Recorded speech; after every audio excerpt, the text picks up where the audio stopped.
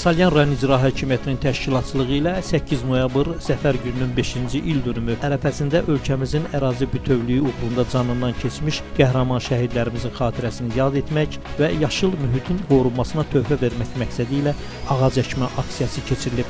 Aksiyada Salyan rayon İcra Hakimiyyətinin başçısı Rüstəm Xəlilov, hüquq mühafizə orqanlarının rəhbərləri, Yeni Azərbaycan Partiyası rayon təşkilatının sədri, idarə, müəssisə və təşkilatların və rayon ictimaiyyətinin nümayəndələri iştirak ediblər. Aksiya çərçivəsində Ələt, Astara, İran İslam Respublikası ilə dövlət sərhədi avtomobil yolunun Salyan rayonu ərazisinə keçən hissəsindəki yol kənarına müxtəlif növ ağac və dekorativ kol bitkiləri əkilib. Bu yaşıllaşdırma aksiyası Azərbaycan Respublikasının konstitusiya quruluşunun müdafiəsi, ərazi bütövlüyünün və dövlət suverenliyinin müdafiəsi uğrunda canlarını fəda etmiş şəhidlərin əziz xatirəsinə ithaf olunub.